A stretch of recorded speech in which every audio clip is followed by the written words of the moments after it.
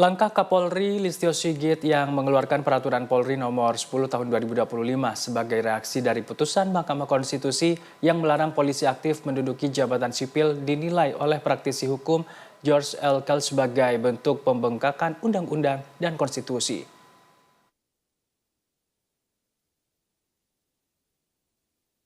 Langkah Kapolri Listio Sigit yang mengeluarkan peraturan Polri atau Perpol nomor 10 tahun 2025 sebagai reaksi dari putusan Mahkamah Konstitusi yang melarang polisi aktif menduduki jabatan sipil dinilai oleh praktisi hukum George Elkel sebagai bentuk pembangkangan undang-undang dan konstitusi.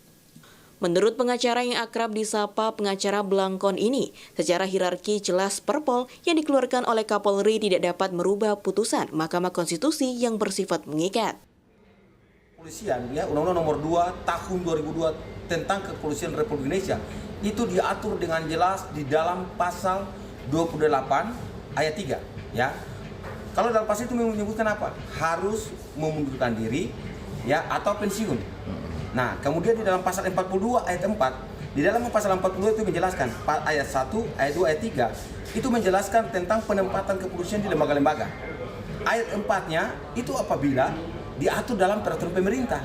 Nah, ini sudah ada putusan Mahkamah Konstitusi. Di dalam putusan Mahkamah Konstitusi, amar putusan itu mengabulkan permohonan pemohon untuk seluruhnya. Nah, kalau untuk seluruhnya kan dasar-dasar dalilnya udah jelas, ya toh.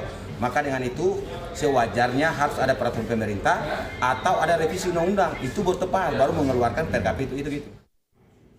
Menurut George, meski Mahkamah Konstitusi telah mengabulkan seluruh gugatan terkait aturan polisi di jabatan sipil, namun ada pengecualian beberapa instansi yang boleh dijabat oleh polisi aktif seperti Badan Narkotika Nasional dan KPK. Hal ini sesuai dengan Undang-Undang Nomor 2 Tahun 2002 tentang Kepolisian Republik Indonesia, Pasal 42 Ayat 4. Ini kan putusan itu kan tidak memiliki kekuatan hukum yang mengikat lalu merubah Undang-Undang Kepolisian Undang-Undang Nomor 2 Tahun 2002 tentang Kepolisian Republik Indonesia. Di dalam pasal 42, ya kan di dalam pasal 42 itu di ayat 3 ditulis dengan jelas sebagaimana undang-undang atau aturan yang mengaturnya. Dalam arti gini, contoh di dalam Undang-Undang tentang Badan Narkotika Nasional, polisi boleh, ya kan? Kemudian di dalam KPK penyidik boleh nggak ada polisi? Boleh.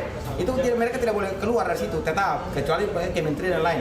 Jadi apapun itu mereka boleh ditempati di situ karena undang-undang dalam hal ini pasal 42 ayat 4 itu mengatur. Jadi tidak ada masalah di situ, gitu aja. George menambahkan jika kondisi ini dibiarkan maka akan memberikan kesan buruk terhadap tatanan hukum bernegara.